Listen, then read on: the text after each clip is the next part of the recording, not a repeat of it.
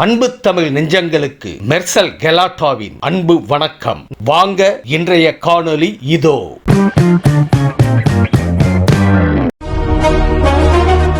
நம்முடைய காவிரி நதிநீரை மேகதாது அந்த பகுதியில் ஒரு அணை கட்டுவதாக அங்க இருக்கிற நீர்வளத்துறை அமைச்சர் மரியாதைக்குரிய சிவகுமார் அவர் சொல்றாரு. அவரை கூட்டிட்டு வந்து பிரச்சாரம் பண்றாரு. அவரை கூட்டிட்டு வந்து தமிழ்நாட்டுக்கு எவ்வளவு பெரிய துரோகம் சிந்திச்சு பாருங்க. இவர்களுக்கு அதிகாரம் தான் முக்கியம், நாட்டு மக்கள் முக்கியம் அல்ல. ஆக செங்கல்பட்டில் நடக்கிற ஒரு நிகழ்ச்சியில இன்னைக்கு கர்நாடகத்தில் இருக்கின்ற நீர்வளத்துறை அமைச்சரை இங்க அழைச்சிட்டு வந்து பிரச்சாரத்துக்கு ஈடுபடுத்தியிருக்கிறார். அவர் மேகதாதுல அணை கட்டிய தீர்வேன் என்று சொல்றார். மேகதாதுல அணையில கட்டிட்டா டெல்டா பாலைவனம் ஆயிரும். இப்படிப்பட்டவர்களுக்கு இந்த தேர்தலில் தகுந்த பாடத்தை பூட்டுவீர்களா? நல்லா சத்தமா சொல்லுங்க. எவ்வளவு கொடுமை! நமக்கு துரோகம் செய்கின்றவர்கள், நமக்கு வருகின்ற நீரை தடுத்து நிறுத்த வேண்டும் என்று சபதம் இடுகின்றவர், அவரோடு பிரச்சாரம் செய்கின்ற முதலமைச்சர் மீண்டும் ஆட்சி வருவதற்கு துடிக்கிறார். அதற்கு நீங்கள் சந்தர்ப்பம் கொடுப்பீங்களா? சட்ட ஒழுங்கு சந்தி சிரிக்குது. எப்பொழுதெல்லாம் திமுக ஆட்சிக்கு வருதோ அப்பொழுதெல்லாம் சட்ட ஒழுங்கு சீர்கெட்டு கிடக்கும். அதே நிலைதான் இப்பொழுதும். எங்கே பார்த்தாலும் போதைப் பொருள் விற்பனை பல வடிவத்தில் வந்தாச்சு. கஞ்சா போதைப் பொருள் சாக்லேட் வடிவத்தில் கிடைக்குது, திரவ வடிவத்தில் கிடைக்குது. எப்படி மக்களை பாதிக்கின்ற இந்த போதைப் பொருள் நடமாட்டம் தமிழகத்திலே அதிகரித்து விட்டது.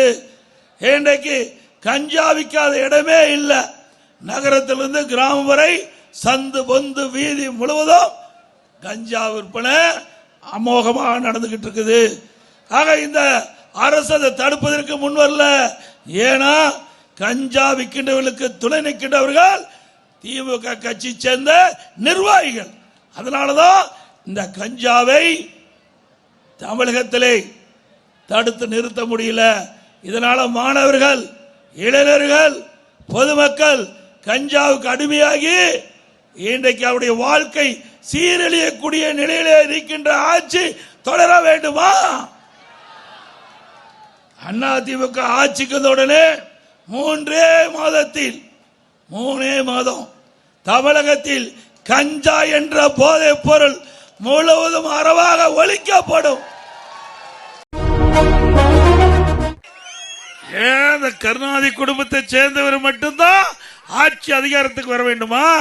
இங்க இருக்கிறவங்க யாராவது ஒருத்தர் வந்தா ஏற்றுக்கொள்ள மாட்டார்களா? அண்ணா திமுகவை பொறுத்த வரைக்கும் கட்சிக்கு விசுவாசமாக உழைத்தவர்களுக்கு, மக்களுக்கு சேவை செய்கின்றவர்கள் எவராக இருந்தாலும் இந்த பதவிக்கு வர முடியும். இது அண்ணா திமுக. திமுக அப்படி அல்ல, அது குடும்பத்துக்காக இருக்கின்ற கட்சி. அண்ணா திமுக மக்களுக்காக இருக்கின்ற கட்சி. இன்னைக்கு மக்களுக்காக இருக்கின்ற கட்சி இருக்கின்ற காரணத்தினாலதான் நம்முடைய தமிழ்நாட்டில் பல திட்டங்களை கொண்டு வந்து நாம் நிறைவேற்றிக்கிறோம். அதோட இந்த தொகுதியுடைய சட்டமன்ற உறுப்பினர் என்ற முறையில் நீங்க கேட்ட திட்டங்கள் பெரும்பாலானவற்றை நான் நிறைவேற்றிக்கின்றேன். நம்முடைய பகுதி வறட்சியான பகுதி, அப்படி வறட்சியான பகுதி இருக்கின்ற ஏரி குளங்கள் அனைத்தையும் நீர் நிரப்ப வேண்டும் என்று 50 ஆண்டு காலமாக நீங்கள் கோரிக்கை வைத்துக் கொண்டிருக்கிறீர்கள்.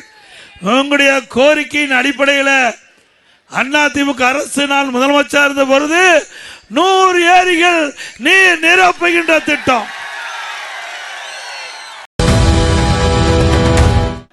தமிழகத்திற்கு தேவையான திட்டங்களை மத்தியிலிருந்து பெறுவோம்.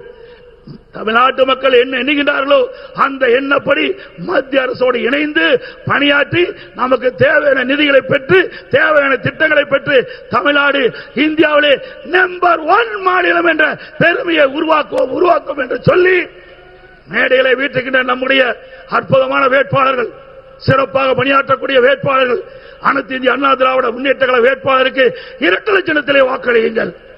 பாட்டாளி மக்கள் கட்சி வேட்பாளருக்கு மாம்பழ சின்னத்திலே வாக்களியுங்கள். பாரதிய ஜனதா கட்சி வேட்பாளருக்கு தாமரை சின்னத்திலே வாக்களியுங்கள்.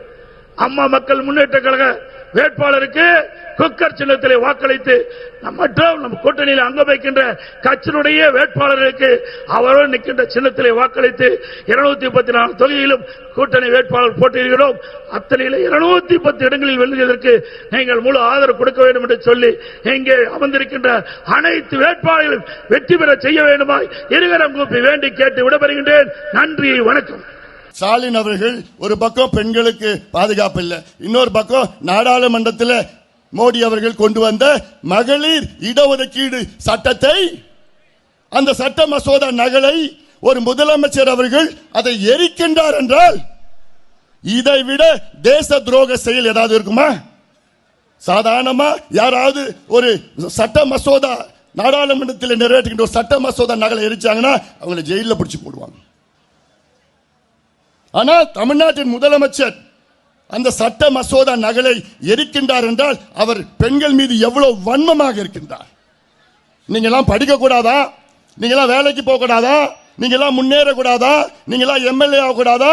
நீங்கெல்லாம் எம்பி ஆக கூடாதா? நீங்கெல்லாம் ஆட்சிக்கு வரக்கூடாதா? அதிகாரம் வரக்கூடாதா? அவர் தங்கச்சி மட்டும்தான் எம்பி ஆகணுமா?